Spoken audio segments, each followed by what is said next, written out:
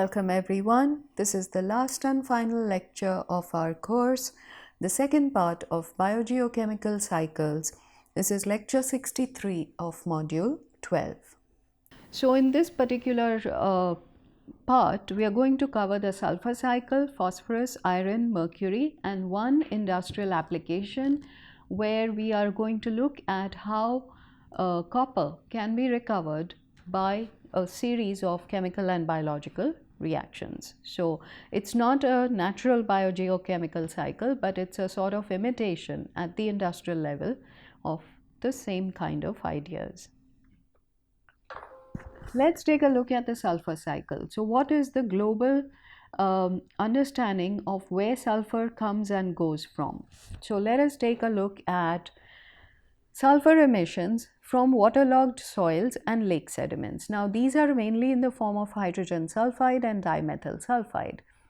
You're all familiar with the stench of sulfide or ammonia. This is very common with wastewater. If you happen to go by the seaside and you have, we normally, at least in common language, we call it this fishy smell that you get during in any sea environment, seaside environment, that is mainly because of these sulfurous compounds. It's the sulfurous compounds that are, they have a stinky smell and no one really likes it, but they're all forms of sulfide. Okay, so the mercaptans, sulfides, these are the ones that no one really likes, and that's what the smell is all about. So these are emissions of sulfide compounds, dimethyl sulfide, hydrogen sulfide, that come into the atmosphere from the waterlogged soils and sediments. And that is part of the decomposition process. So when I talk about dead biomass being converted back to mineral form, whether it's CO2 and water. So when I use glucose as an example, that does not account for nitrogen, sulfur, phosphorus, and so on. So that is the missing point over here. So you have sulfur as well in the biomass, which is returned to the atmosphere in the form of this reduced form of sulfur. You also have artificial emissions. Artificial means anthropogenic emissions, mainly in the form of SO2, sulfur dioxide. Then you have whatever goes into the atmosphere is going to come back into the either terrestrial or aquatic environment. And we use two words, dry deposition and wet deposition. So dry deposition is when the sulfur containing aerosols, you might say, are absorbing to particles, and then the particles come down. They can come down in two ways, either by the weight of the particles or when there is rain or hail or snow or whatever it is, any form of precipitation. If it brings these particles or aerosols down, then it becomes wet deposition. So you have dry and wet deposition. Most of this is in the form of sulfate, because by now sulfur has been converted to its most oxidized form, which is sulfate. Now this is dry and wet deposition over land. The same thing happens over the oceans as well. You also get certain amount of emissions from volcanoes. That's a natural source, and there is a lot of soluble sulfur that goes into rivers and streams, which is then carried to the oceans. Now the ocean spray, again that smelly stench of sulfur, that's the sea spray. Okay, so that sea spray contains sulfur and that sends it back into the atmosphere. So you have emissions from biological decay, mainly hydrogen sulfide, dimethyl sulfide, all of that. So whatever is happening on land is also happening on sea, on the oceans, and that is the complete cycle. Here are examples of individual bacterial species that are responsible for mediating the redox reactions, the oxidation reduction reactions, where you get the conversion of sulfur from one oxidation state to another oxidation state. So let's take a look at the most reduced form of sulfur. So the most reduced form of sulfur is hydrogen sulfide. So you have H2S. It then gets converted to either elemental sulfur in both oxic as well as anoxic environments. This elemental sulfur is further oxidized to sulfate. So H2SO4, which is familiar to all of you, is one form of sulfate, but there are several other forms. Now, in nature, these reactions are all mediated by specific species of bacteria. So you have the first one, sulfide or sulfur oxidation. So whether it's aerobic or anaerobic. So let's take a look at the anaerobic. Let's go with oxic first. H2S, chemolithotrophic oxidation, is done by sulfur chemolithotrophs like Thiobacillus, Begeatoia, and many other species. Under anaerobic conditions, the same reactions are mediated by purple and green phototrophic bacteria as well as chemolithotrophs. Then you have sulfate reduction under anaerobic conditions, sulfate to sulfide. So you have sulfate going back to sulfide, and that's sulfate reduction by anaerobic bacteria like D-sulfovibrio and D-sulfobacter. That was sulfate reduction. Here we have elemental sulfur being converted to hydrogen sulfide, D-sulfuromonas, and many other hyperthermophilic archaeobacteria. Sulfur disproportionation, thiosulfate, can be converted to two forms, sulfate and sulfide. Now here we have a similar situation like the fermentation of organic compounds, where you get a reduced form and an oxidized form. So thiosulfate has an oxidation state that is somewhere between H2S and sulfate.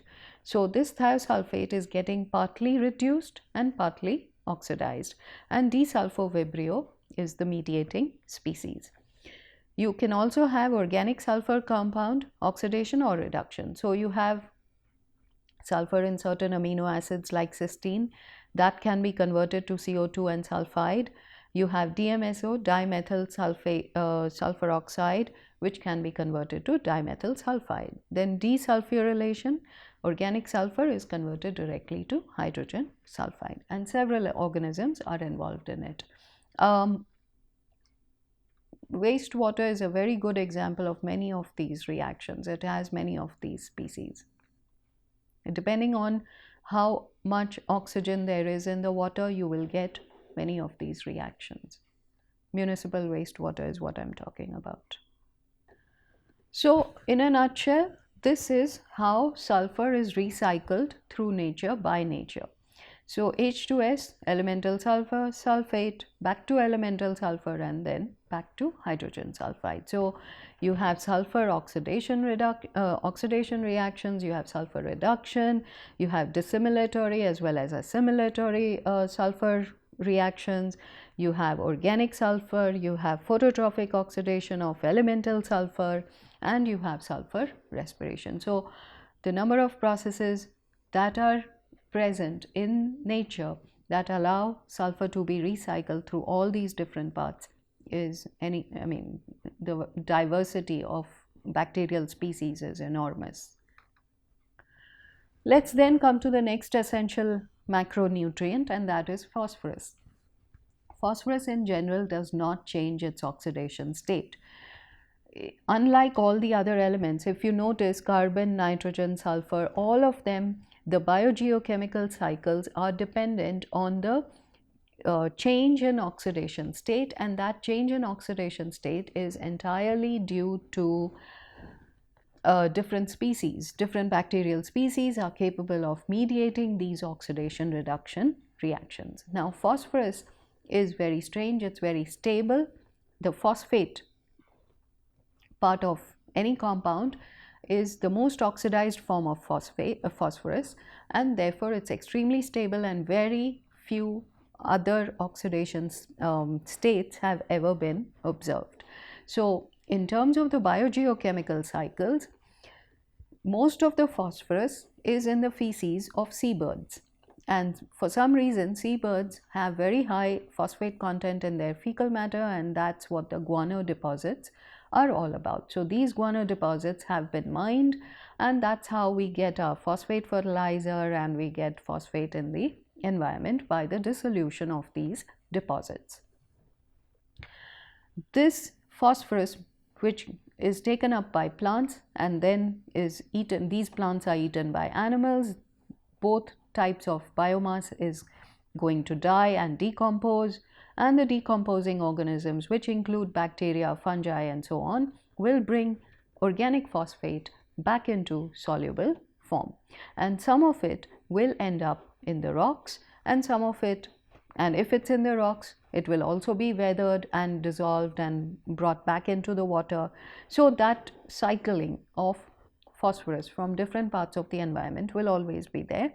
And the same thing, whatever I said about the land area, will also be happening in the aquatic systems. So that's how phosphorus is recycled in both parts, whether it's lithosphere or the hydrosphere. In both parts, it's more or less the same. There is no oxidation reduction reaction, except one bacterial species that has been observed and is noted in the text, and I think I've covered it in the previous lecture. There is one bacterial species, it's a sulfate reducing bacterium that can couple phosphite. Phosphite is a reduced form of phosphorus, and it can couple phosphite oxidation to sulfate reduction, thus recycling both sulfur and phosphorus. Let's now come to another element. The next element is iron. Iron is not a macronutrient, it's a micronutrient, but it's an essential micronutrient. So this is the first graphic, shows you the redox cycle of iron in the environment. You're all familiar with the fact that iron exists in three major forms. The most oxidized form is Fe3+, which is ferric iron. The next reduced form is Fe2+, which is ferrous iron, and Fe0, which is the elemental form. Now, the elemental form is found only by anthropogenic means. You have to smelt the ores to create elemental iron. What is found in nature is ferric and ferrous iron. Now, ferric and ferrous iron can be either reduced or oxidized. It can be done bacterially or it can be done chemically.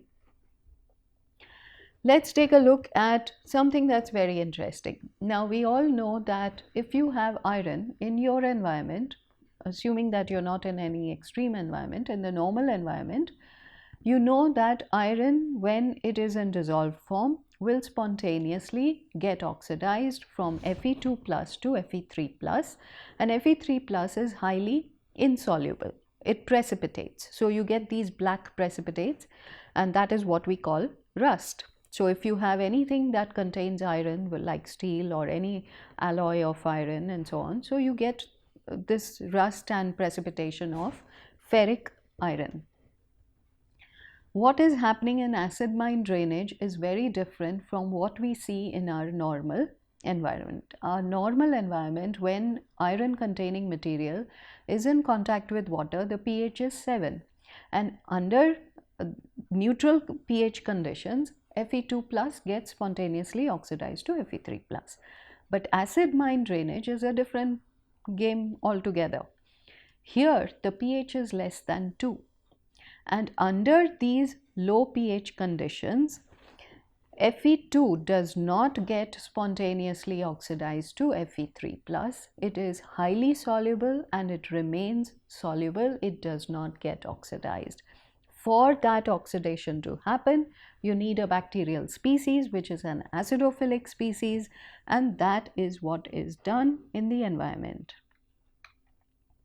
So here is an example of this particular iron oxidizing species, Thiobacillus ferrooxidans. This is a very neat experiment that shows you how iron is being converted under neutral conditions from ferrous iron to ferric iron. So under neutral pH, whether the sample has bacteria or no bacteria, there is spontaneous oxidation to Fe3+. In acidic conditions, No bacteria, there is no change. Ferrous iron remains stable. No spontaneous oxidation happens. Only when this particular bacteria, thiobacillus, is present, it can convert ferrous iron to ferric iron. And this is, like I said, an indicator. This is again extremophilic conditions. This bacteria is again an extremophile because it's capable of living under extremely low pH conditions. So pyrite in coal can be oxidized by sulfur and iron oxidizing bacteria. So this is a coal seam, and you can see the gold colored discs. Some of you may be knowing that pyrite is called fool's gold. So we have FeS2, and because it has a gold or shiny color, sometimes it looks shiny, sometimes it looks golden colored. So many times people who don't know better often mistake it for gold, but it's really pyrite, FeS2. That's why it used to be called fool's gold. So here is an experiment that what I showed you was the natural environment, but this is another experiment to show you the same thing. So you have acid mine drainage, which has very low pH, and the spontaneous oxidation happens only at neutral pH, not at low pH conditions. So you can see the precipitation of iron. So all this colored is because of the precipitation of iron. Otherwise it's soluble and it just keeps going into the water. So the electron, now how does this work? This is an aerobic autotrophic reaction. So we have the electron donor, which is Fe2 to Fe3 plus, and the electron acceptor is oxygen. So you require aerobic conditions and iron for this reaction to happen. Let's come to another metal, and that is mercury. Now you might say that mercury is not a nutrient. That is true. Mercury is extremely toxic. It is one of the most, there are 5 toxic metals that are considered to have no beneficial properties, and mercury is definitely one of them. So I'll just list the toxic heavy metals.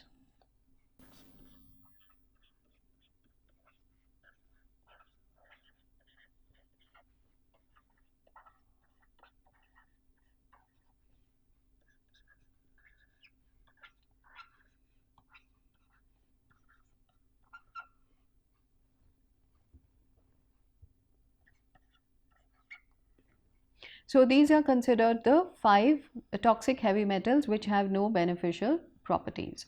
Okay, so we'll go through the cycle for mercury. So looking at mercury and some of the other toxic heavy metals, let's just focus on mercury. It has been studied to a much greater extent perhaps than the other metals. In natural conditions, the background environmental concentration of mercury is very low. So it's in ppt levels. Ppt stands for parts per trillion. So it's an industrial product, we know that, and it's often used in pesticides. It has a tendency to bioaccumulate. It's also known to be extremely toxic. Like I said, it has no beneficial properties and it's extremely toxic. It's a neurotoxin. Now, elemental mercury is predominant in the atmosphere, and if you're wondering why, it comes from thermal power plants which burn coal. So coal is something that contains a large number of heavy metals, and when it's burned, all these heavy metals will rise with the hot gases, and mercury has a very low boiling point compared to all the other heavy metals. So because the boiling point of mercury is much lower, it rises along with the flue gases, it goes into the atmosphere. It's a volatile compound at the temperature of the flue gases, and it's emitted into the atmosphere. So that is the reason why elemental mercury is predominant in the atmosphere. The other thing that it has a tendency to do is it tends to, as the flue gases are cooling down, when they go into the atmosphere, the flue gases start cooling down, and this volatile or gaseous form of mercury starts absorbing to the particles. So when these particles come down by wet and dry deposition, that's how mercury comes back on land or water. In the atmosphere, it can also get oxidized to mercury 2 plus, and that's a photodegradation, or not photodegradation, photochemical reaction. Another possible reaction is methylation of mercury. Now we know that in aquatic environments, if you have mercury 2 plus, Hg2 plus, it is quite likely to form what are called organic organometal complexes. Yes, organometal complexes. So mercury will tie up with methyl groups and form methylated mercury. Now methylated mercury has much higher solubility compared to elemental mercury. Elemental mercury has very poor solubility. In fact, often when kids end up ingesting the mercury in thermometers and so on, it gets excreted out of the digestive system because it's not very soluble. Methylated mercury, which can be present in fish tissue, it can be present in other foods. In fact, if you have heard about the Minamata disaster or the Minamata disease, that is because of the presence of methylated mercury in the tissue of fish. And I can go on and on about that, but just remember that in Minamata, where there was a fertilizer corporation that was operating, they were releasing a large amount of wastewater, and the catalyst in the fertilizer production process was a mercury compound. So this wastewater had high amounts of mercury in it, and when it was released into the aquatic environment, it got into the fish in methylated form. So this methylated form of mercury was being ingested by people who were eating the fish in this area. So Minamata was a village on the coast of Japan where the fishermen and their families were using this fish, and over a period of time they developed neurological problems. And it was not just the human beings, but the cats, the birds, the fish, everything was behaving in a not sane fashion, and therefore that's when people started realizing that the methylated form of mercury is a neurotoxin, and it's highly problematic, it's highly toxic, it can be fatal. So this methylation is also mediated by microorganisms, and I can give you another example.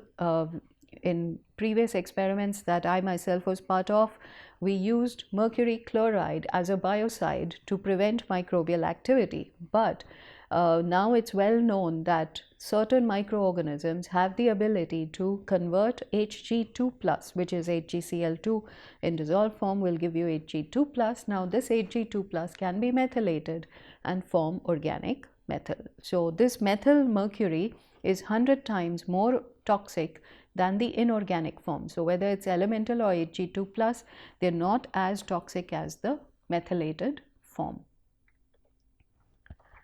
So here we have the biogeochemical cycling of mercury. So what is released into the air is mostly elemental mercury.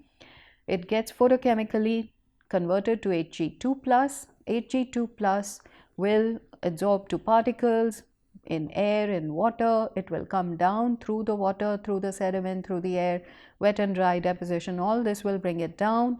It will come into the sediment, and there it will form complexes with both organic as well as inorganic compounds.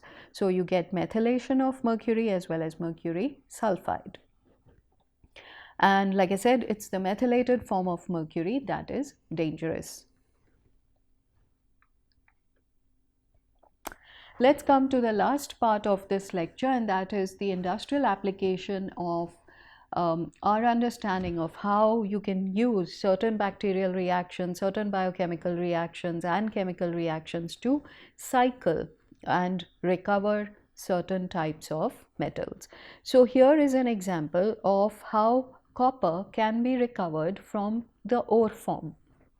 So here we have the same bacterium, Thiobacillus ferrooxidans, where the leaching of copper from a mineral covellite has been shown.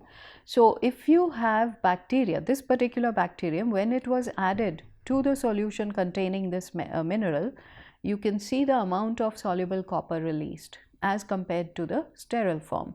So this mineral without any bacteria will not release copper in soluble form. So this is one example, and I'll show you the next one, which is far more interesting. So you know that most of the metals in their natural form are very, very minor fractions of the total amount, that is total amount of ore containing that metal, and so on. So it takes a lot of effort to take the ore out of the ground and then extract the useful metal from it. So here you have low grade copper ore, which is piled up in such a way that you have a huge amount of surface area, and this has been crushed. So you can see the crushing of the ore. It has been crushed into smaller parts to provide larger surface area, and then acidic water, acidic leach water is spread. You can see the spraying of acidic leach water over the ore. So the acid will dissolve the ore, and this effluent, this is the effluent that you see coming out of the leaching dump, and this acidic water is slowly coming out, and the green color is because of the soluble copper in it, and the effluent in like I said, it's rich in dissolved copper, and here in the last case it is being passed, this water is being passed over metallic iron. So these are large flumes, these are flumes with metallic iron, and the copper is being passed over it. At the end of the process, you get a huge pile of copper metal, and I'll show you how this works. So let's start with the sprinkling of acidic water or leach liquor on the copper ore. So at this point, sulfuric acid is part of the leach liquor, and it has been sprayed all over the copper ore. Three types of major reactions are happening at this point. The first reaction is a bacterially mediated reaction. The second one is both biological as well as chemical, and the last one is a chemical reaction. So the copper in the ore is associated with sulfur. So you have Cu2s, Cus that are present. The first one, under aerobic conditions, Cu2s is being converted to Cus and copper 2 plus. Copper 2 plus is soluble, so that's why the effluent from the spraying of this leach liquor is going to give you an effluent that is highly rich in copper. So this copper is then either converted chemically with the catalysis of Fe3 plus. So here you have an oxidation reduction reaction. So you have Cus in the presence of ferric iron. Ferric iron is being reduced to Fe2 plus, and Cus is dissolving as Cu2 plus. So you get more dissolution of copper from the ore. Now this Cu2 plus has to be recovered in elemental form. So how to do that? So again you have another oxidation reduction reaction where elemental iron from steel cans, so this is what you see over here, these are the metal filings, iron metal filings from steel cans or any other source.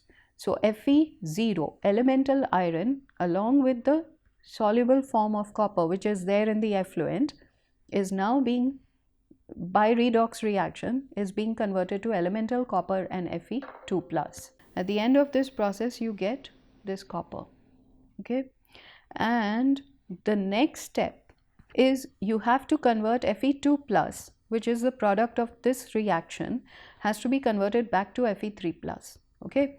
So this Fe2 plus in the presence of oxygen will go back to Fe3 plus under acidic conditions by the same bacteria, Thiobacillus ferrooxidans and Leptospirillum ferrooxidans. So that's in an oxidation pond. So you have complete cycling of iron and extraction of copper based on these principles. This can be done, microbial leaching can be done for uranium as well as gold. Remember that in nature, the concentrations of uranium and gold in the ore form is very, very small. So a huge amounts of ore have to be processed before you can extract these metals. So uranium U4 plus to U6 plus can be extracted with oxygen as a terminal electron acceptor using microbes, or with iron 3 plus as the terminal electron acceptor. Gold in general is associated with arsenic and pyrite in nature, and bacterial leaching of gold, where arsenopyrite is solubilized by bacteria, will result in the release of gold and oxidation of sulfur. Gold is often complexed with cyanide, and you get 95% recovery of gold from the ore. At the end of this course, I would like to thank all the people who have contributed to making it happen. At the outset, I would like to dedicate this part of the course, which means the environmental microbiology part, to my PhD advisor, Professor Edward Bauer, of the Johns Hopkins University in the US. This part of the course is based to a very large extent on his lectures on engineering microbiology. Professor Tarashankar Pal, who has recently retired from the Department of Chemistry, and Professor Debashish Sengupta from Geology and Geophysics have also been very supportive in completing this course, in making this course happen, and in helping us to complete this course. We would not have been able to put this whole thing together without the contributions of our teaching assistants, environmental chemistry, our students, Professor Anjali Pal's students, Ankush Majumdar, Shubhajit Biswas, Utpal Ghosh, and Ashish Nayak have contributed in a big way. In environmental microbiology, my research scholars, my PhD students, Anuja Joseph, Nasiba Parveen, Ved Prakash Ranjan, Devlina Datta, and Bishwatma Biswas, they've all been extremely helpful in preparing the slides and the graphics, and in putting together assignments and so many other things for this course. And finally, we would like to end it by thanking the TEL team of IIT Kharagpur for their help and support in putting the whole thing together. So we have Shiv Shankar Das, Saurabh Sahu, Sagarika Barik, Rajiv Mahapatra, and Uttam Sharma, who are part of the NPTEL team over here. Thank you very much for helping us and putting the whole thing together. All right.